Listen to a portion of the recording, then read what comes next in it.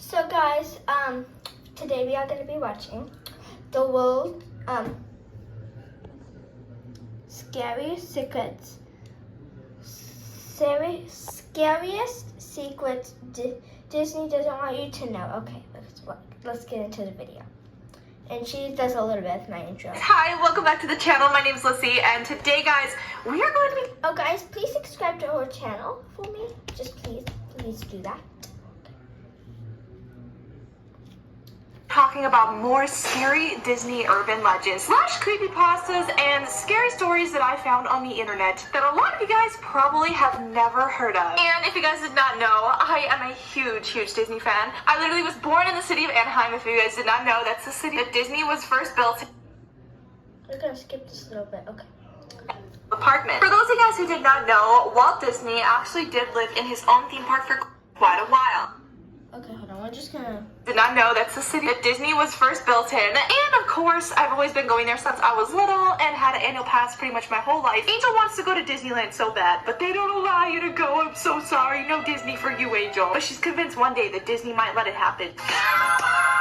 Since I've been a Disney fan for such a long time, I've heard of a lot of urban legends / rumors, and I've actually made a few videos about this before. But today, I dove a little bit deeper on the internet to some more urban legends and stories. I don't know if they are true or not, but I want to share them with you guys because the tea is hot and these stories are crazy. So without further ado, let's just get right on into this. So the first scary Disney legend is that Walt Disney himself actually still haunts his old apartment. For those of you guys who did not know, Walt Disney actually did live in his own theme park for quite a while. He had his own apartment located in the Disney park where he lived his life all the way up until he died. Sadly, Walt Disney passed away and his apartment still remains there today. I couldn't imagine what it would be like to actually live inside of the Disney park, so Walt literally really did live the dream. He literally got to wake up every single day inside of a Disneyland park in his own little secret apartment, which I think is so cool. I'm going to put some photos up here on the screen of what his apartment or room space look like inside, but I know that today there are still rumors that Walt still lives inside of his apartment and his spirit has not left. According to the legend, one night an employee came into dust and turned the lights off when she left. The light repeatedly turned on and off inside of Walt's apartment as she attempted to leave. Other employees that have cleaned Walt's apartment have also claimed to have heard footsteps and felt cold spots in his room. And other employees from the outside who cleaned outside of his apartment have claimed they've seen him through the window at night or even seen him waving when no one was there inside the apartment. So there is rumors that his ghost still lurks the ground. Also, some versions of the story from the employees claim that they heard a voice say, "Don't forget,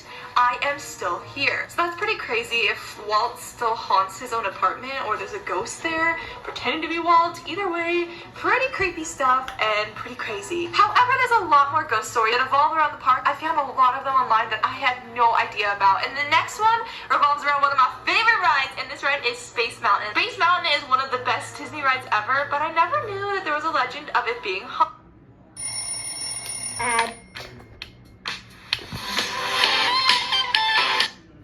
Okay, that's Haunted. So if you guys didn't know, Space Mountain is a roller coaster. It goes up to some pretty decent speeds through a dark space-themed mountain, and they have some pretty exciting music as it plays and goes around. It's pretty much just a pitch black roller coaster with a few stars and exciting music. However, there is a ghost that some riders of Space Mountain have claimed to have seen that they say they've seen sit right beside them on Space Mountain. This ghost is said to sometimes sit next to the rider in the seat next to them. And what's weirder than that, all the riders kind of describe the ghost to look exactly the same. And some of the people that rode this ride didn't even know about the legend of the ghost haunting it. They all describe him as a guy with reddish hair that they see appear next to him on the Space Mountain ride when they ride all alone. He's actually supposedly supposed to be the ghost of a deceased guest who died on the ride back in the 70s. And he also, legend has it, politely disappears before the end of the ride. The next story is about a lady in white that many guests have seen walking amongst Disney's Main Street. So, as you guys know, Disneyland was not always Disneyland. They actually had to buy out that property many years ago, and I believe before it was fully bought out, a lot of it was farmland. It had a lot of history that dates way back. So, there's a legend that a lady actually died on her farmland before Disney bought out the property, built their park, and the lady was always wearing a white gown, and guests still say they see her walking among amongst Main Street today as well. It's security footage of a ghost that was caught in the Disneyland park outside of the Haunted Mansion, and I remember seeing this footage as a kid and being super creeped out. This is actually real security footage. I'll put it here on the screen. Let me know what you guys think. Do you guys think this potentially a real Disney ghost? Did they actually catch a ghost on camera? Let me know what you guys think. I don't know. It's very possible. It's kind of creepy and almost unexplainable. Many have dismissed it as a monitor burn or reflection, but many others believe it's a real ghost. Possibly Javier Cruz. If you guys haven't heard of it, it's a pretty sad story, but there was once a cast member who played as Pluto, and he was unfortunately brutally killed in 2004. Okay, guys, that's it for today.